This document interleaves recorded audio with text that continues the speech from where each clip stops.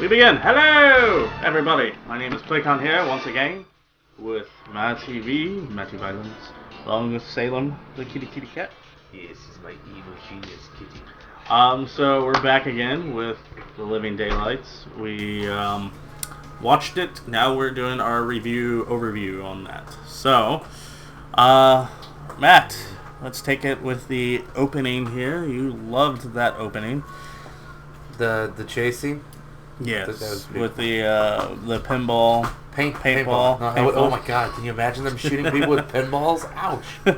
But with the so with the paintball, not pinballs. Sorry. Yeah, with the paintball, it started off as infiltrating this compound, basically. Yeah, so we learned that it was just a training exercise. Yeah. Except one dude was actually shooting people. Yes. And then he, for some reason, put a tag for a fucking suitcase on a string. And it's the tag actually. It's in Russian, but it's called "Death to Spies" is what's on the tag. Oh, is that what it's? I couldn't. Yes. Okay. I didn't know if it was supposed to be like the defector's name or something, and you're not supposed to know that yet, or. No, it's Death to Spies. I can't. I'm sorry, I can't. I butcher it. I butcher it all. So Bond chases after him. Well, so this is Timothy Dalton's first movie. Hurrah! Well, what do you think about him as Bond so far? I think he's good. I mean, once again, it kind of sucks that the ones that are actually more decent as actors seem to get like the less films. So after that, obviously they get into the chase. He stops the killer by killing the killer. He kills him. I mean, not really his fault because he was on top of the Jeep going. Yeah, with a bunch of explosives in the back. Yeah, and then there was that they were going off the cliff kind of thing, and he ejects his parachute, just gets sucks out of the back of the Jeep. That was pretty cool. I think I also appreciated the fact because you said he did most of his own stunts except for ones that like you can't do it, and he was still like I want to do them. Yes. So I appreciated that because that was cool. So we got Timothy Dalton doing like all these badass stunts, and you can tell it's him most of the time because they're focusing on him. They make sure that you know that he's doing his stunts. So that was cool. And then so he landed on the boat, which turns out to be a chick, obviously a girl on vacation. The boat's not a chick. Okay, there's a woman on the boat. On the boat, of course. Here we go. Bond begs her. Well, I mean, at first he wasn't trying to, but she's just like she's talking to her friend that there's not a good man anymore around, and then out of a sudden, all of the blue, he lands on the boat, and it's like because James Bond's a good man. She'll call you back. Click, and then calls to inform M what's going on, or MI6 what's going on. He's like, and she's like, "Are you in a hurry?" Or offers him a drink. He's like, "Ah, make that. I report in an hour. Better make that 2 hours." Typical James Bond fashion. Guy probably spreads diseases as much as these people are trying to use chemical warfare in these movies. So then that's obviously the pre-title sequence. So then we're at the title sequence, which is by another band that you kind of dig. But you didn't realize that it was... No, because I really only heard the one song from Aha. They weren't I don't think they were like a big thing. Other than Take Me On. I guess they were actually pretty big in the 80s, clearly. Says who? Says the fact that they got signed to do a James Bond theme. It was probably cheap. It's probably why they got that Billie Eilish chick. It's cheap. And what did you think for that, though, about that song? The Living Daylights one? Yes. I thought it was good. Actually, it sounds to me it sounds a better suiting style to that band than Take Me On was. But what do you think about kind of? I mean, I guess it's kind of hard to compare Duran Duran and Aha between the two because they were both in the 80s. Which song would you say? Okay, so I'm just gonna throw this out there. You just asked me to put Duran Duran in the same category as Aha. Sorry, man, it's gonna be Duran Duran. Like, why would I not give it to Duran Duran? Okay. For the Bond theme? Yeah. Okay. All right. This is up there, though. This is a good song. Don't get me wrong. I'm not taking away from the song, but it's Duran Duran, man. Well, I mean, compared to... They were fucking huge. Also, you've only heard technically 4 Bond opener songs because the other two were just instrumental, which are Doctor No. There's not a lot of like rock band ones that are like that I'm gonna be into. Most of them are like pop singers and things like that. True. I mean, except for Chris Cornell did one. Yeah, that's all right. So and then Alicia Keys and Jack Black or Jack White. Sorry, not Jack Black. Jack Black. Can you imagine I wish that? Jack Black. I do. No, Jack Black. don't. You should get on that. What? Figure this out is a song about a man named Bond. Like it's just gonna be like. He's got some good ones though. I mean, both Tenacious D and them both got good. It is a tribute to James Bond. So after that, then we go to an pretty much an orchestra playing, and you see the Bond chick playing the cello. Yes. Oh, yes. The Stradivario or Stradivarius, whatever. I forget his name. Yeah. So we cut into her, and then we see Bond and his fellow guy. They're looking for Yogi. We turn out the general who's gonna defect. Yes. And of course, Bond's dude thinks that he's just oogling the celloist.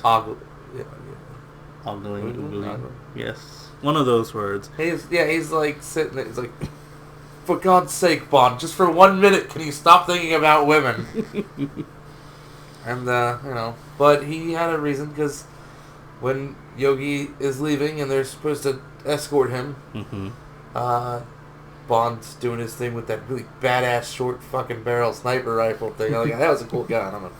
He didn't even use it that much, but it was a cool gun. And then he notices that there's a sniper because he's supposed to be covering the street. And he sees the woman again, and he's like, "Oh God, here we go, Bond again with the fucking woman. You're gonna miss something." Turns out she's the sniper.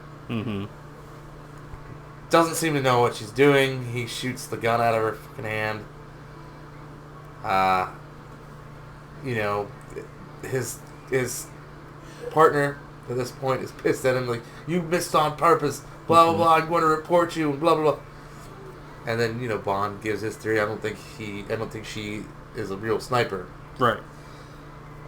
They get him away. I believe there's another chase scene, right? Well, it's not really a chase scene. It's them going to the pipeline. Yeah. Okay. So they get to the pipeline. With the one Russian chick's so fucking hilarious, man.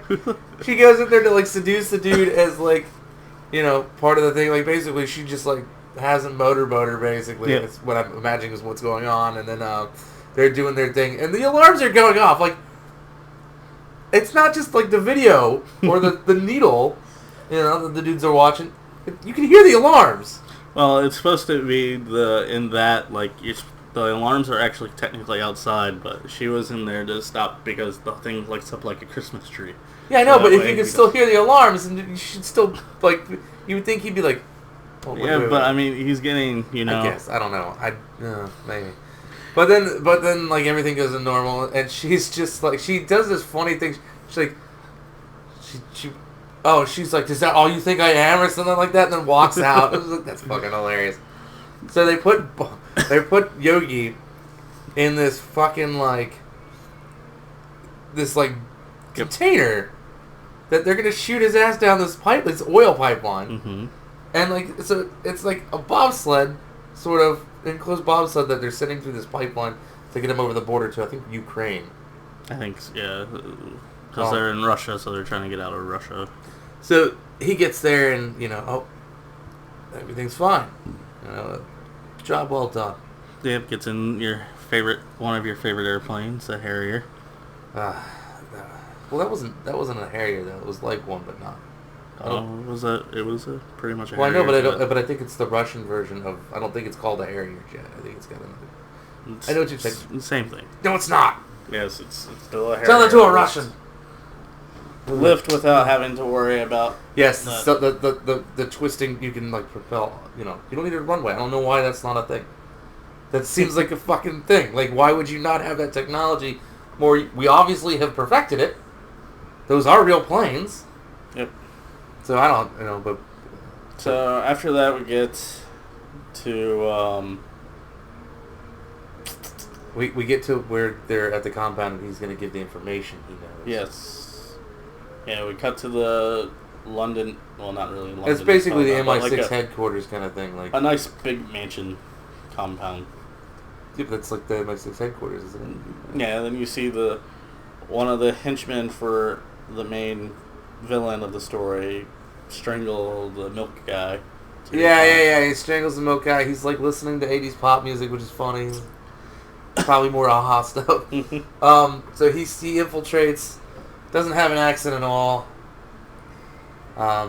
Takes out the milkman. Goes in, infiltrates the thing. He basically Bond's already left at this point. Yes. So this guy's like going through to like the kitchen and things like that, kind of changing things up, doing what he needs to do to get to the guy. Yeah. But before we get further in on that, this is where obviously you said that we know that Yogi defects, says that he defects. Bond comes in with caviar and vodka because you're like vodka also. Oh yeah. Because his whole thing was like, do they have good food there? And he's like it's a French, I think it's a French dish or something. Like Bond's like the blah blah blah is good, and Yogi's just. And then we get to where we find out that thing that fell, that the baggage tag. We find out that's when we find out that it's called Death to Spies, and that General Pushkin has ordered this. And yes, General Gimli. And Yogi hands him the list of spies that are on his kill list. So yeah. And then after that, that's when they all head to London, or said we need to leave immediately. And this is when the milkman guy. So the milkman finally gets to where he's supposed to do, like taking out everybody left and right. Everybody's panicking and fleeing. He grabs Yogi, drags him outside, or he started to drag him outside. You see a helicopter coming, and so it's a medical helicopter. Yeah. It's like, who's that for? It's like, you! And then they punches him or something, puts him on a gurney outside, and then, like, takes off with it. He's just, like, clean getaway. Nobody even questions this dude that nobody would have recognized. Come on. With the guy that they're supposed to be well, I mean, they did question him at the gate, because they're like, where's the usual milkman? Well, I get that, but anybody inside didn't recognize the dude that defected with this other random dude? Well, they did. They were trying to stop him. I mean, there was a whole gun thing, but he was also telling... times that they could have stopped this guy. He was also telling them not to come to the house because there was a gas leak. Oh, and he kept using the milk because whatever he had was actually explosives, and he just tossed it. Yeah, that was kind of weird, too, because he didn't have that at first. So where'd that come from? Oh, no, he did. He had it, like, stashed away. Like, before he, as he ran past the milkman. Oh, that's right, when he was looking like he was jogging. Yeah, and stupid Americans. It was an interesting thing. They got out, like, clean. Nobody went after the helicopter. Nobody questioned the helicopter. They're like, no. Those places have air-to-ground missiles. Or ground-to-air missiles. No, nobody was on a headset like, hey, what? I mean, unless it was one that didn't have any missiles, and it was just like literally just a house. It might have been, but if it's a safe house, you'd think that they would have something. Yeah, but so they get away, and like you're like, oh shit, man, Yogi's gonna die, man. Like that sucks. That Bond just failed that mission, sort of. Yeah. So then we cut to Bond going after the celloist because he finds out that somehow, because obviously he knows that. She wasn't. He finds out somehow she's being extorted, or or blackmailed into. It's Yogi's girlfriend. Yes. But he thinks that she's being extorted or blackmailed into doing this. Right. Turns out she's just in love with the wrong dude. So, yeah. Then I think this is. So of course, before that we get Q's gadgets, and you liked his this fucking ghetto blaster. Oh, the Ghetto Blaster was fantastic, man. Ghetto Blaster was fantastic. Something we're working for the Americans. Ghetto Blaster. It's a fucking boombox with, like, a cannon on the end of it. Which I said, like they should have had a callback to that in Demolition Man. Because that would have been hilarious. If, like, Wesley Snipes on it, he's like, ooh, Ghetto Blaster. Just, like... You also laughed at the couch. The couch you had was great. Here, take a break. Have a seat. The couch eats this dude, and you don't even know if that guy survived. He just gone. And then it's... Yeah, Q just sits on the couch and fine. Then we cut to the part that we were at with the celloist, and then so Bond's following her, and then they kind of get onto the trolley. That's what they're called, right? The little things that are on rails. Rail car? I mean, like, there's different things that are on rails. But in, like, a big city, similar to, like, what they have in San Francisco and stuff like that. So, trolley, yeah. So, the trolley to... or streetcar, either way. Yeah, to her place. Then it stops, and then you notice that Pushkin was there to... Pushkin and his henchmen are there to escort her, to question her. Yeah. Take her off the trolley to question her, and she left her cello case on there. Yep. So Bond takes the cello case to a bathroom, and then he opens it up in this bathroom, and it's funny because the guy that's cleaning, it's like, what's going on? Something's weird. Is he doing something? What's up? So then we see the rifle that Bond shot out of her hand. Well, not really out of her hand, but in her hand. And then he takes it out, and then you see that it was actually blanks. Yeah, you find out that now Bond's starting to put things together. Mm-hmm. And he's still kind of... Did she know they were blanks? Trying to figure out, like, what's going on. So now he's got to get back to her. And... Yeah, they drop her off back at her house, and then you see inside her house that it's all messed up and like a burglarized. It's been ransacked. Ransacked, there we go. That's a better word than what I was saying. Ransacked. So with that, we see that the henchman is still there, kind of following her, like keeping tabs on her, see what's going on. Bond comes in, says that he's actually friends with Yogi. Yeah, convinces her because he figured out what's going on now. So he figured that's his girl. That's his girlfriend. Jeez. Yeah, Yogi's girlfriend.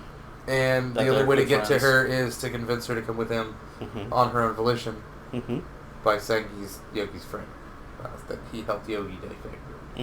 Which, at this point, I don't know if he realizes. He still doesn't realize what's going on. To a degree. To a degree, yeah. So he basically kidnaps her under her own volition.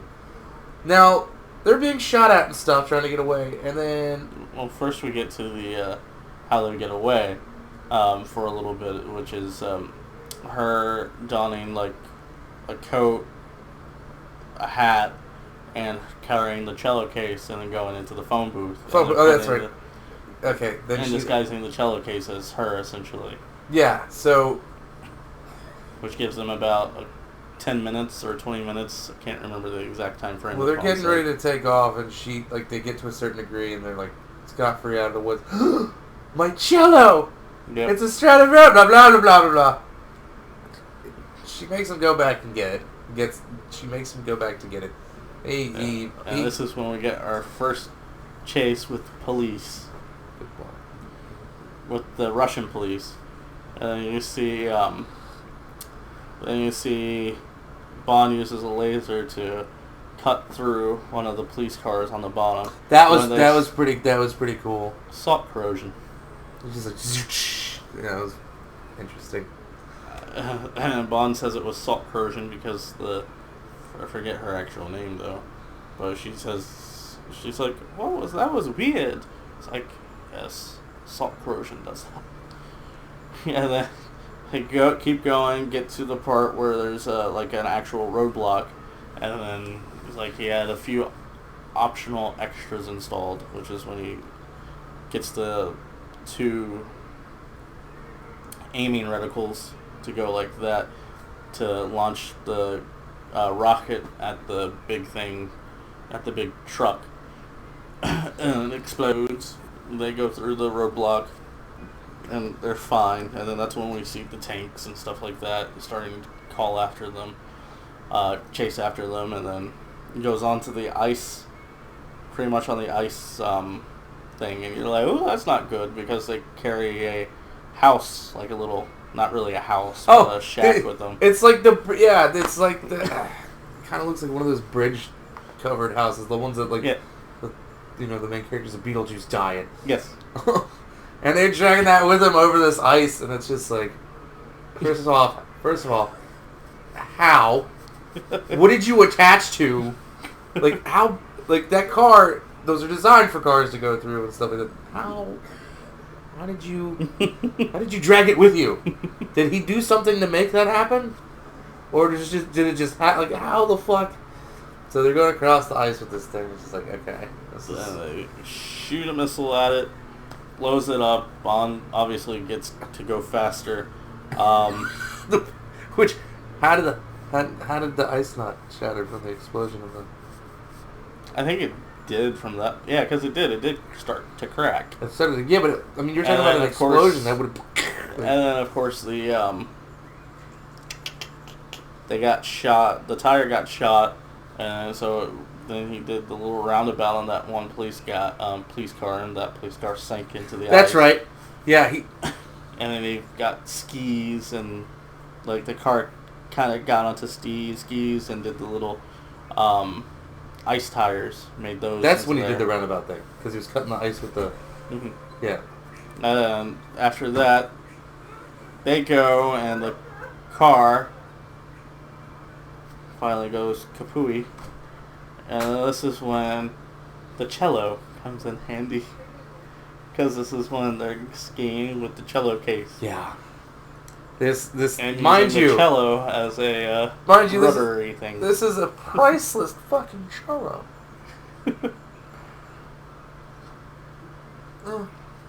Yes. He's upset because he's remembering the bullet shot that got hit this cello. priceless cello. Get a whole shot in it. Of course they make it. They have nothing to declare except for the cello. And then you hear that echo through. And then...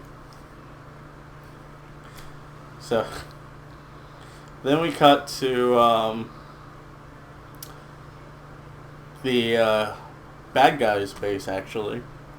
Which is Yogi's... Which we find out that it's actually just Yogi. Yeah, this is when you find out, because the guy that kidnapped Yogi dives into a pool. Mm-hmm.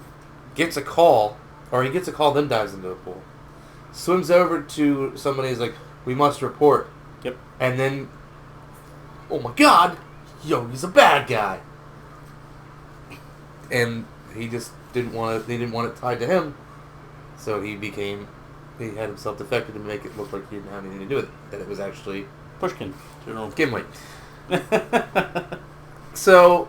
Now you pretty much know the plot. We've already met Pushkin at this point.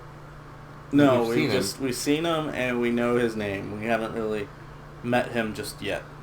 We're almost to that part though, because that part's in when we actually fully meet Pushkin. It's in Tangia. Well, then now after they go to report, they report to you meet the other villain.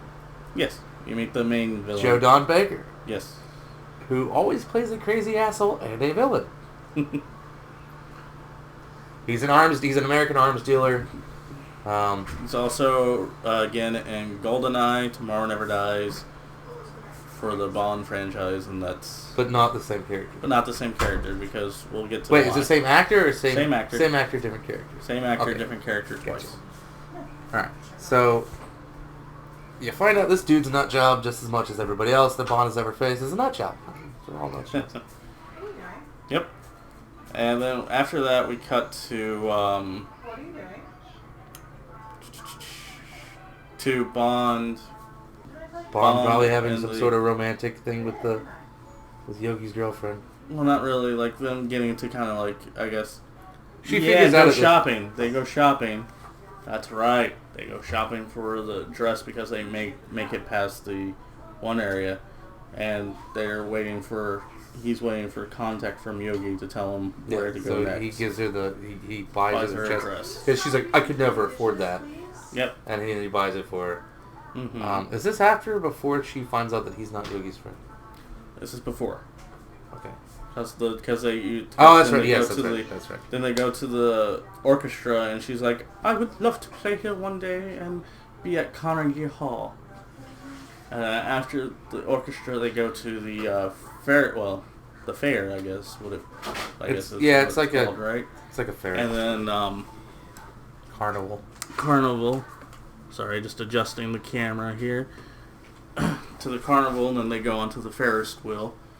And it turns out that Bond arranged for them to be stopped up at the top. Because Bond is, I swear to God, if you had any other character like this, you would have the main character from You.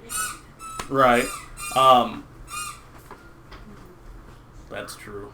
The dude, like, Bond comes off, like, think about all the things that he's done or had, with women in his movies, or how, like, slimy he's been, like, manipulating things. That's kind of fucked up, man. But, I mean, I guess you find out that he kind of actually, falls in love for her. He falls in love with everybody! But then we get to, after the Ferris wheel, Bond goes off to meet with his contact again, the same guy from the beginning of the movie, in the little restaurant area. And it turns out that the blonde guy is there to prove to them that General Pushkin is still killing spies and stuff like this, even though it's actually Yogi. Yogi's... Well, Joe Don Baker. Joe Don Baker. So I don't remember his name. I just know Joe Don Baker. I might be saying that wrong. I'm pretty sure it's Joe Don Baker, but... He's an arms dealer for Russia and stuff like that. So he's there to kill it. He sabotages the sliding glass door to the restaurant. Like, he puts a little bomb thing on it to make it slap as soon as Bond's friend walks out, because he's found out where Yogi is, which is in Tangier. Tangier. I might be skipping some things, but we're just trying to do a full, a little overview, so we do apologize. Try not to make it too long either. So. Yeah, we do apologize if we skipped anything. Plus, why are we telling you what the movie is? Go watch the fucking movie. We can tell you what we feel. Go watch the movie. That's the point. Yeah, I mean, if I had to suffer through it, you guys would suffer through it. I also like just to do an overview of it too. So that's kind of the style that we've been going through. So we get to Tangier. We find General Pushkin. He's there with Legolas. They're killing a bunch of things. Pushkin keeps telling him that if he kills 5 at once, it only counts as 1. Matt was like, "Oh crap," because Bond actually, tries to start to has the gun up to Pushkin inside his hotel, and then after that he has, because his wife is there, like kind of ready for a nice night, because he brings flowers. Bond's there with the gun, waiting for him. Throws him on the bed.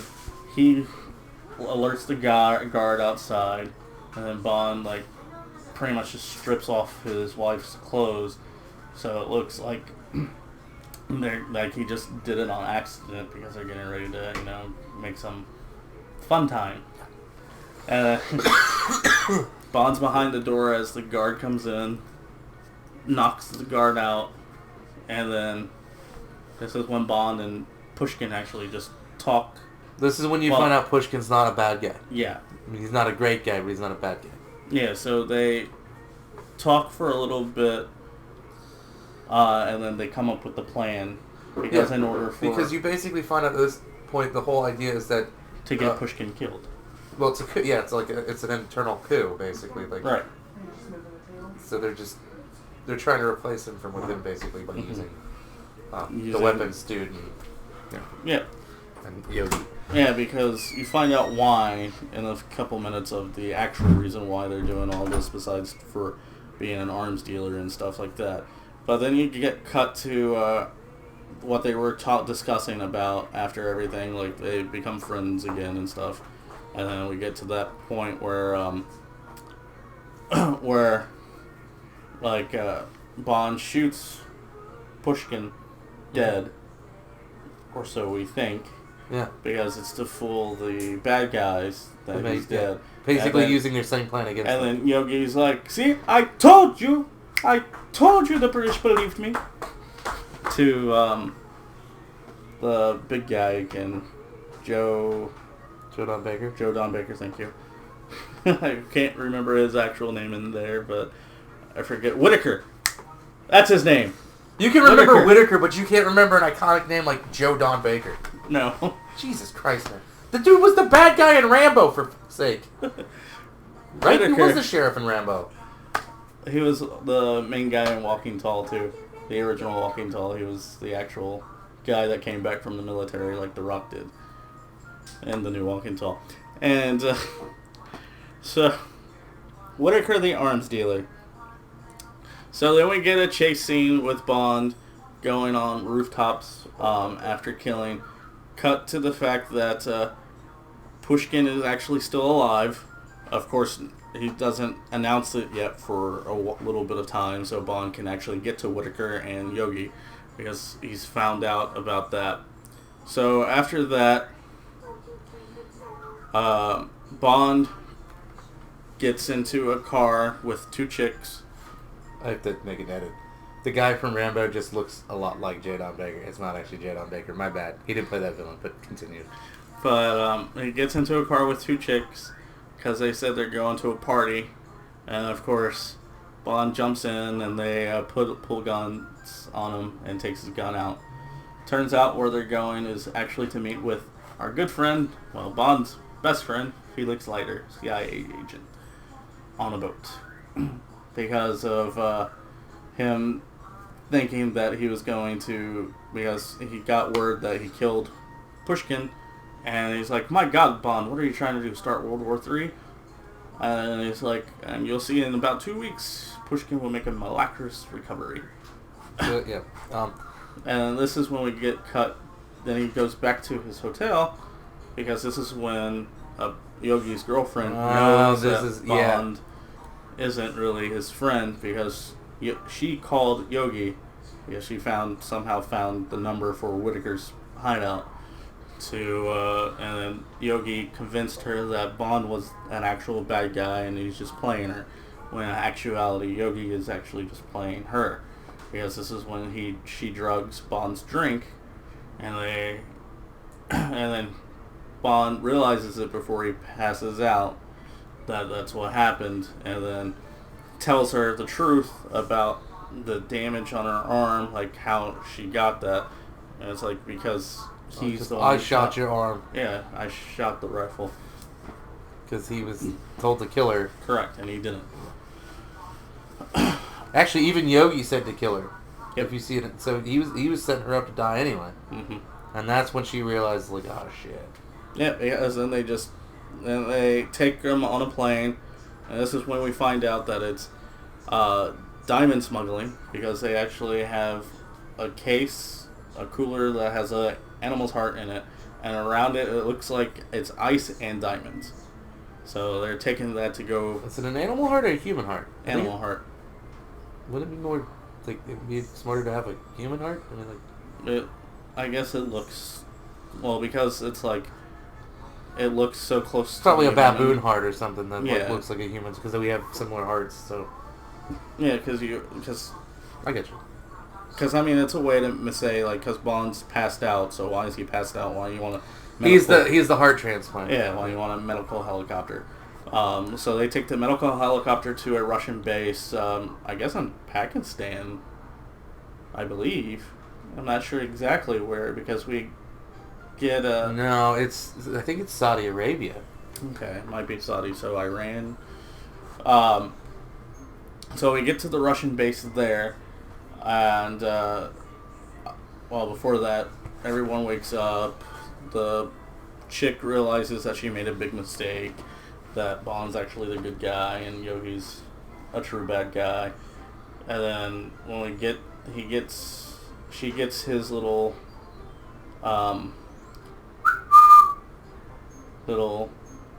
key ring thing that does the smoke and the whistle and can open 98.9% of the locks. Yeah. So she gets that in her purse. Then when they actually get on the ground, though, it turns out that they put Bond away in the jail cell, and Yogi's like, this girl, go too. So then that's when obviously they are no longer boyfriend and girlfriend, clearly. And so because they're for murder, because people still know that Pushkin, or still think Pushkin's dead, so they haven't had actual word yet. Yogi pretty much, they're terrorists.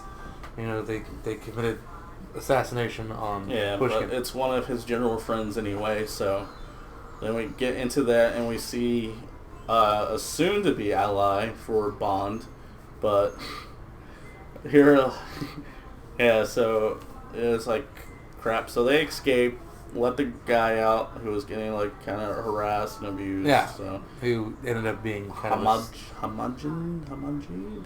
I can't remember. He's kind of a scumbag anyway. Well, so they escaped the Russian base. Hamadin. Sorry, I can't really recall like the exact thing that they go to. The name of the Arabians, Hamadin. But they get to there. Turns out that the guy that they rescued was a very higher up general for that particular. It's like a military. It's not a military though per se. It's a resistance. Yeah, resistance. A rebellion resistance. Yeah, resistance because they don't want the Russians there anymore at all. But they still have to play nice with the Russians because it turns out that the reason why they have the diamonds is to buy opiates from the people. Probably the Saudi Arabians. Yeah, the Saudi Arabians. Because it's around that that area they use, like the black tar heroin and stuff like that. Yep. Comes from like that area, so they're trying to buy the opiates or the opium, and they're trying to run guns and opium through these regions. Correct. So Bond sets a bomb in one of the opium bags that he carries up to go back to the base and to blow up what Whitaker actually is trying to get and stuff like that. So, and what Yogi's trying to do. So they get to that. Of course, there's a Bond stupidly walks out without covering his face. So they figure out that it's him, and that's when a big, huge worst spy ever. That's when a big, huge fight bursts with them and the Russians, and so Bond decides to, we're gonna take the plane. So he takes the plane, not realizing that the girl is like right behind them essentially. So he starts to get the plane up and going. Then the one guy, the blonde-haired guy, shoots and tries to stop him before he gets into there. And then Yogi's like, "Don't! You'll hit the plane." So Bond actually manages to get over the little roadblock and starts the plane up. Then you see her, the girl, the Bond girl. Is it Kara? Yes. You see Kara. How did you remember that? Oh, because I'm trying to figure out who the other dude is. For some reason, Kara popped up in my mind. Yes, that's Kara. So Kara gets in a Jeep, similar to Uncharted 3, where different. Reverse that because it feels like Uncharted 3 stole some stuff from this. Yeah, to the Jeep to get into the plane. Of course, this is when Yogi's other hench guy, the blonde-haired guy, tries to chase after her. Bond manages to get the Jeep into the plane, and then the blonde guy actually manages to get into the plane as well before it actually lifts off. Well, then the cargo thing comes out.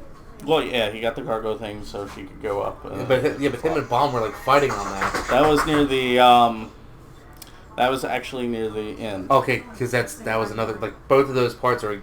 If you look into Uncharted 3, it's almost the exact same. It's she drives up on a Jeep, and he's got to get in the plane, and you have to fight people on the plane, and then it takes off. Yeah, see, once it's already off the ground, so he what happens next is Bond tells her to steady it because he's got to go defuse the bomb because the bomb is still in there. So he goes to defuse the bomb. Unfortunately, he doesn't have time to defuse it because this is when the henchman actually comes and attacks him. And this is where we get the fight scene. And then she thinks, hey, I can just open up the cargo bay and have him fly out. I think he tells her to. I'm pretty sure he says open the cargo bay. Because he's planning on kicking the dude out with the bomb. Because that's the only way to get it out. So I'm pretty sure Bond's like, open the cargo bay. Pretty sure, there's no way she did it on by accident. What else were they going to do with the bomb? So it would have been Bond telling her to open the cargo bay. So they open the cargo bay, and then we get this similar scene to like Uncharted 3, where he's hanging onto the. They're hanging stuff. on, but this time there's like a fist fight on the, and that didn't happen. I don't think that happened in Uncharted 3. It might have. Actually, there might have been a fist fight while it's coming out of the plane. Mm-hmm. So then he has to climb back up towards the plane, which Bond does too because he has to get rid of the bomb still because he's trying to hurry up and get rid of the bomb. So, of course, the guy has a knife with him, stabs it into one of the things. Bond manages to grab the knife out of him, picks him and he kind of doesn't fall off yet, but then he grabs onto Bond's shoe or boot. Bond takes the knife, gets the laces, cut the laces, and the guy falls. Yep. Yeah, that's the last we see of him. Of course, Yogi died way before this because he got hit by another plane landing as Bond's plane was exiting. I didn't even remember that. But then, somehow, it looks like he might have actually survived. We're not sure, realistically. Because after that, we don't really see Yogi anymore because we go to Bond getting back into the plane.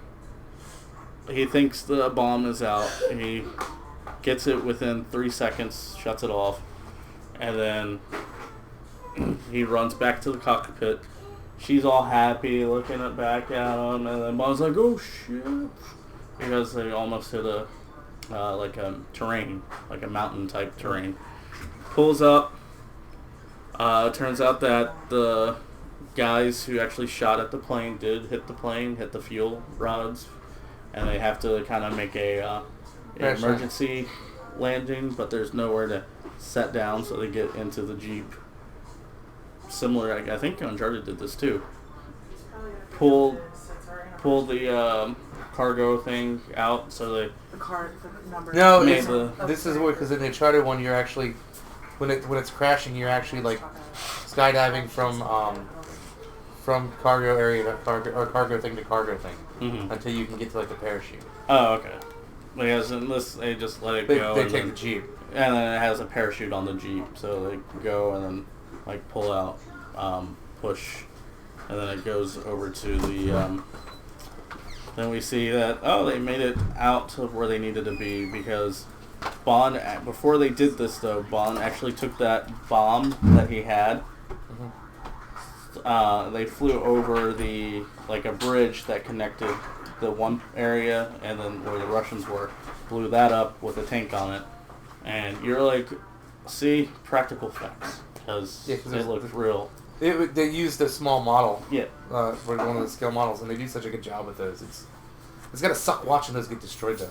Because you put so much time and effort into making like these tiny details that are just being shown from kind of far away. Yep. And then we get back to where they're actually on the Jeep, and then we find out that Bond knows a good restaurant in Morocco, maybe. Sorry for forgetting the locations. So find that he knows a good place to eat, a good restaurant. They go to the good restaurant. Then we cut to Bond infiltrating Whitaker's hideout, which is the arms dealer. And then turns out that he has all these statues that look just like him, even though they're Genghis Khan, Hitler. Yeah. He's a real fucking nut job of a sociopath here. He wants to be like them because they were amazing conquerors. Yeah, so he has little miniatures little miniatures to play out like Waterloo and stuff like that, and Bond's like, that's not how it went, and it's like, it is my version. That's how. He's pretty much coming up on how he would have done it. Right. Where they failed, he would know how to. Like, So the dude thinks he's like a smarter. He knows things about things that people don't. He's like, he knows all. Yeah. Yeah. So we get to that part. Bond gets, I guess, hit by him opening up the thing of weapons that he had. That he was showing Pushkin and the weapons that he actually had. So, like little laser pistols and stuff like that. So he gets his little new big weapon with the shield thing that covers around his face. Bond shoots at it. Obviously, instead of going for the legs or something. You don't have to go to full detail. They have like a shootout, basically. Yeah, they pretty much have a shootout. Bond loses the shootout because of the shielding, even though he could have went for the knees or something else. But I digress on that part. So then, obviously, he gets some type of rocket or grenade or something and they manage to hit one of Whitaker's statues with like a nice spear down onto him and kill him into one of his, I think into the Waterloo miniature set, and he's like stabbed him right on the world map kind of thing. Yeah. Yeah. And then that's it for that. And then we cut to the celloist, which you gave the name, but now I forgot the name. Kara. The celloist or cellist? It's cellist. Cellist. Who's cellist? Either way, we get to her playing at one of the places that we've seen that she wanted to play at. I think it was Carnegie Hall. I think she was playing Carnegie Hall was the whole, like... And then everybody's there. General Pushkin, the guy who is part of the KGB that we've seen throughout the movies. But Bond's not there. Moneypenny, I think, is there. Moneypenny's there. So is and then once it finishes, we see that the Mohammedan, I think that's what they're called. They were stopped at the airport, so they couldn't make it right away, but they did manage to make it at the end.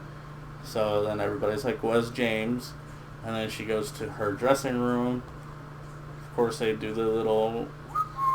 But you the little, you mean they had the, I thought you meant they, never mind.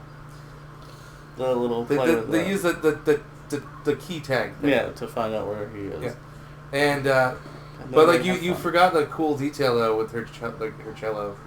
When like it showed her playing and it zoomed out, you saw the bullet. Yeah, it still had the bullet. Still had the bullet in it.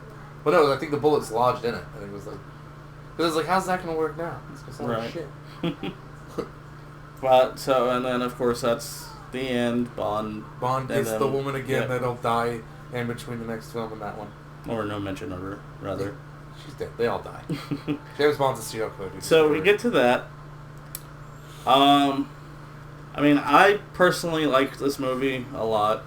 I mean, how about you? What was your thing? As far as the 80s go in this time period, like, I felt like the one before it was a better representation of the 80s film era because, like... Well, this one they were trying to get more back to the green. I get that, but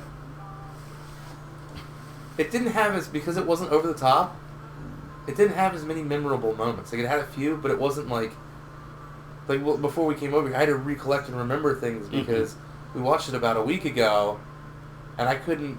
Actually, I think we watched it last month. Friday. Did we watch it Friday? I thought we did. No, we were working on my computer. Oh, it's Thursday. It was Thursday that we watched it. Yeah, because I wanted to watch it, and then... Yeah, okay, so Thursday we watched it, and, like... I guess, I don't know, it's just, it didn't stick with me as... Like, I remember it as we were talking about it, but it wasn't... It didn't have, like... Those, like, crazy-ass, like, moments, those, like, big epic moments that Bond movies are sometimes known for, you know.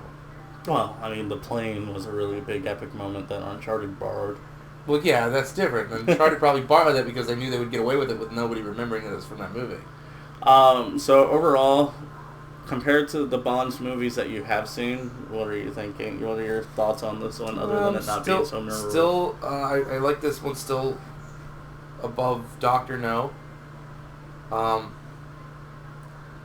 really kind of, I don't know, like, Dalton's like a mixture between Roger Moore and Sean Connery as far as, like, the humor and, like, the way they look. Mm-hmm. Like, he looks a lot like, he looks like somebody cloned Roger Moore with Sean Connery, like fused them together. And then, oddly enough, Pierce Brosnan, after him, kind of looks like him, so, I don't know, it's weird. What would you rate this movie? Because I know that you rated Dr. No 4, you did Honor and Majesty's Secret Service an 8, and I forget what you gave. I think you gave a 9 to A View to a Kill, if I recall. Yeah, because I don't know what, that one was just like so fucking like... So what would you rate this one? It's probably in between the 7 and a 9, probably around an 8, 7.5. 7.5? Alright. I mean, because it's a, as far as a movie, it's a good action movie. It's, and it has a few of my favorite actors in it. Okay. Like, Joe Don Baker's always fucking crazy. Right. And then John Rice, I think it's John Rice Meyer, John Rice Davis. God damn it, every time. It's Gimli. Everybody does this too.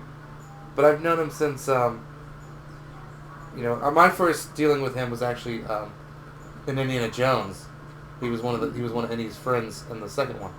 So, final grade, about a 7.5? 8? 7.5. 7.5. Alright. For me, it would definitely be an 8.5. John Rice Davis. So. But, shit, Joe Don Baker, John Rice, Jesus Christ. Yeah, it was a good movie. It was fun, but it wasn't like I said, it didn't have the memorable parts that the last one did. And I still think, as far as pacing goes, the last one, like, A View to a Kill had, like, the best pacing out of the ones we've seen, because that one was, like, just... So the overall rating for us collectively is an 8. Okay. Yeah, I think I don't have an overall rating for the other ones. I know I started to do the ratings in the video that y'all probably saw 2 videos ago, which is on Her Majesty's Secret Service. And A View to a Kill, I'll pop the overall rating that we gave it, plus our individual ratings. So how... you had said this is one of your favorite Bond movies.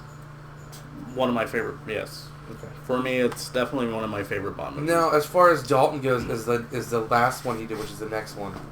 Oh, so when License to Kill is really good too. Okay, so Dalton had 2 solid films. 2 solid films, yes. License to Kill is what he was mainly known for. Okay, so more so than Living Daylights. That's the as far as Bond movies, that's the title I remember the most, other than GoldenEye because of the video game. But right, a License to Kill, because that joke. And I don't even think they ever say that Bond has a license to kill. Yeah, they do. Do they? Yeah. Okay. I thought that was one of those things in like movie cinema history where it's like, he doesn't actually say that. Like, no, Luke, I am your father. He doesned say Luke, I am your father. No, they actually say it within several of the Bond movies, even on A View to a Kill. He's like when he's called back to that. No, but it shows it though. It shows that he has a license to kill. Tells that he has a license. But what I'm saying is, I don't remember the line ever being uttered that he doesn't say it. Well, that's what I'm saying. Everybody's like, I have a license to kill, because they use that in other, they use that in other spy things. But people always say, James Bond, license to kill, la-di-da, womanizer. But he's never. But he's never. What I'm saying is, he's never himself. GoldenEye. Bond, James Bond. I have a license to kill. Like, correct. He never said it himself. Is what I'm saying. Is like. Okay. Yes. Correct. He's never said it himself. I know. Bond's very known for the movie saying the title somewhere in the goddamn movie, like, you scared the living daylights out of me. Like, out of her. Oh. Whoever she was, it must have scared the living daylights out of her. Yeah, I'm sorry, but seriously, what the fuck? You didn't really have to... And then Christopher Walken said the line for, Christopher Walken and Mayday. He had a good view to a kill. Yeah. Wish I could get my Walken impression better. He had a view to a kill. So, like I said, overall rating is an 8 on this one. Matt, like he said, wasn't as memorable. Well, I guess it's still a good movie, but as far as movie, there wasn't, like I said, when I started talking about it, I started remembering stuff again. But as far as like overall, like, my experience with it, like, I'd watch it again, but it's not something, like, I would be, like... So, one thing that we're going to have to also say is that after this, it's Pierce Brosnan. So, I'll show... I don't know if I'll show it... Yeah, I'll Should I announce what we're doing after we get done with this? So, but... What? The updated since No Time to Die got delayed? Since that got delayed, after we do our setup like we have originally planned, instead of going back through and watching like one from the others, we're gonna watch them all. Yes. Good. Yes. But we still don't know an exact format yet. I think what we'll do is probably do the Daniel Craig ones first, just so like after we do the. I feel like now those need to be last because by the time I get through all the Bond films, if I watch those first, by the time the new one comes around, I'm gonna be like, wait, when did this happen in this movie? Did this happen in that movie?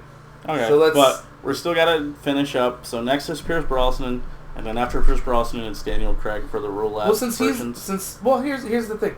Here's how we could do this. We could do the roulette thing for Daniel Craig, or we could get to Daniel Craig, and then just do all of them. And then, okay, we'll do that. So we'll do the roulette for Brosnan first, and then after that we'll just stick off with Daniel Craig for a little bit, and then what we could do is go in reverse order, or go after Pierce Brosnan and just start over with Sean Connery. I think we'll just start over. I think that would probably be the smartest thing to do. All right, because so then we'll you do can see it the in order technology. We'll do it in order for. We'll just do the rest, but we'll skip the ones that we've already done. Yes, because obviously we already did on Her Majesty's Secret Service. We already did A View to a Kill. So Lazenby, unfortunately, unless we do like a second playthrough for Lazenby, I feel bad that he's going to get left out of the second part. I mean, we'll talk about him still, like after Diamond, especially after Diamonds or during Diamonds or forever. But I still feel like, as far as my favorite Bonds, though, it's still Connery. I mean, I don't know. I kind of like Dalton though. I kind of did dig Dalton. He is more of a. In the '80s, he would be more of what the action star was going towards, like where you got the John McClane, where it was more serious and stuff like that. Right. He's not a big muscle bound, like sideshow. Sorry, Schwarzenegger. But you got that was kind of the start where Bond would start. Instead of being over the top, it went more serious and like a little bit of cheeky one-liners in there, like the old Connery ones. And then it wasn't as over the top, but like the character, like the villains aren't as over the top. The villain's still over the top, right? But it's not like Dr. No crazy or Blofeld crazy or like as they get like they go back to the crazy part too, like with the dude with the diamonds in his skin. No, that's another day. But still, like that's way over the top. And we're GoldenEye, you weren't really that way over the top. I mean, yeah, you are, but not quite. Well, no, Tomorrow Never Dies, not so much, but it's still. But this was the start of going into a more serious route after Bond had gone from somewhat serious to like just completely fucking out there. Yeah, very campy, like Jaws. Which you saw with A View to a Kill was. Which I campy. fucking but there's campier films for Bond.